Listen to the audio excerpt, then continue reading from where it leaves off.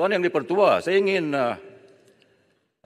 dengan izin membaca sekeping surat yang ditulis oleh Parti Pribumi Bersatu Malaysia beralamat di Alam Mesra, Kota Kinabalu, Sabah, yang ditujukan kepada Yang Berhormat Tan Sri Datu Muhyiddin selaku Presiden Parti Pribumi Malaysia.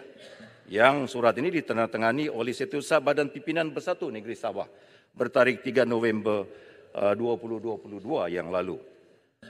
Tajuk surat senarai calon pilihan raya umum ke-15 bagi Parti Gerakan Rakyat Sabah GRS di negeri Sabah. Untuk makluman Yang Berhormat Tan Sri, GRS telah mengadakan majlis pengumuman senarai calon dan penyerahan watika pencalonan pada 2 November 2022 bertempat di Magellan Hotel Sutra Ballroom. Bersama-sama ini dilampirkan senarai calon yang akan bertanding menggunakan lambang GRS pada pilihan raya umum ke-15. Yang pertama, P167 Kudat bersatu. Senarai yang ke-6, P175 Papar bersatu. P178 Sepitang bersatu. P179 Ranau bersatu. P185 Batu Sapi bersatu. P189 Sempurna bersatu. 1, 2, 3, 4, 5, 6 calon-calon JRS yang bertanding atas logo JRS sebenarnya adalah calon bersatu. Dan ini tidak membezakan. Ada 6 wakil rakyat yang berada di sebelah sini. Wakil rakyat Macang, wakil rakyat Ketere, wakil rakyat Jeli, wakil rakyat Gua Musang, wakil rakyat Tanah Merah, wakil rakyat Ulu Terengganu yang bertanding atas logo PAS, tapi sebenarnya mereka adalah calon-calon bersatu.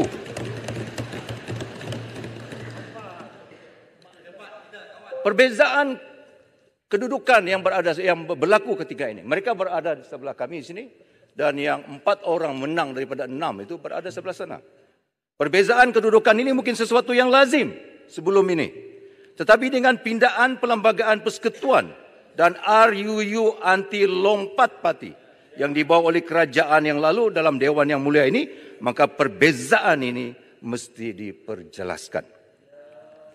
Poin ini, Datuk Speaker, membawa kita kepada perkara ketiga, iaitu keabsahan dan juga legitimasi kedudukan Yang Berhormat Tambun dalam proses undi percaya pada kali ini, kerana kedudukan 4 ahli parlimen yang legitimasi mereka dipertikaikan kerana Akta Lompat Parti.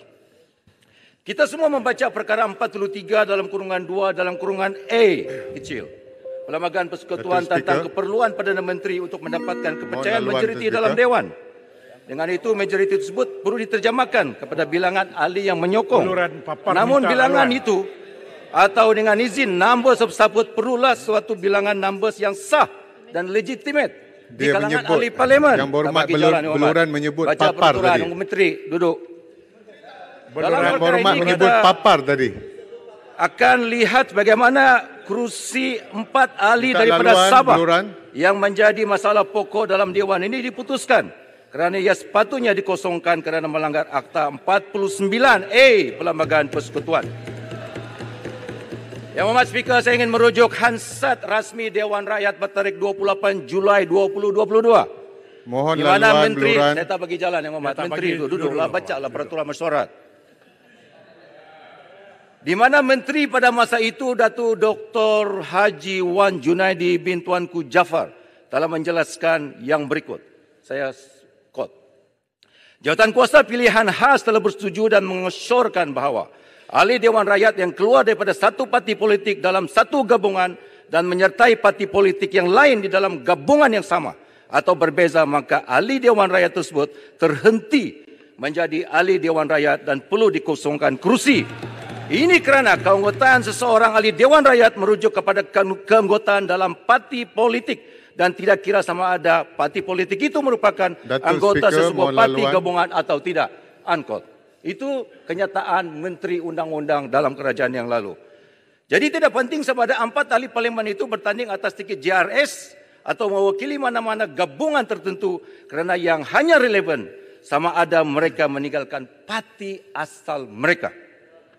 Kalau ikutkan pindahan Perlembagaan Perkara 49A dan Hansard bertarikh 28 Julai 2022 tentang RUU pindahan perlembagaan Akta Anti Lompat Parti, mereka yang keluar parti dikira telah hilang kursi. Kalau mereka hendak menyertai parti lain, maka tindakan ini perlu dibaca bersama dengan Perkara 49A dalam kurungan 1 dan dalam kurungan 2 Roman. Perlembagaan Persekutuan iaitu he ceases to be a member of the political party. Berdasarkan kepada Perlembagaan Bersatu, Tuan Yang di-Pertua, Perkara 10.2.3 juga menyatakan bahawa kalian seseorang ahli terhenti serta-merta apabila menyertai atau menjadi ahli mana-mana parti politik lain di negara ini. Oleh yang demikian, tindakan mana-mana mereka meninggalkan parti ini dan kemudian menyertai parti lain boleh disifatkan melanggar Perkara 10.2.3 Perlembagaan Bersatu dan terhenti menjadi ahli bersatu serta-merta. Hal terhenti menjadi ahli parti adalah terjatuh di bawah Perkara 49A dalam kurungan E kecil dalam kurungan 2 Roman Perlembagaan Persekutuan. Tentu sekali pelbagai interpretasi undang-undang telah dibuat baik di kalangan pengamal undang-undang maupun kepimpinan JRS sendiri mengenai kedudukan mereka. Yang menarik adalah penjelasan pelancaran yang dibuat oleh kepimpinan JRS itu sendiri. Jadi yang bertua bertentangan dengan surat bertarikh 30/2022 yang baca tadi itu. Boleh gulung. Telah dibacakan, JRS mengatakan bahawa mereka sebenarnya sekarang ini adalah anggota direct member JRS sejak bulan Oktober yang lalu, iaitu sebelum PRU ke-15 yang dijalankan. Saya adalah salah seorang daripada ketua bahagian Bersatu yang juga merupakan anggota JRS.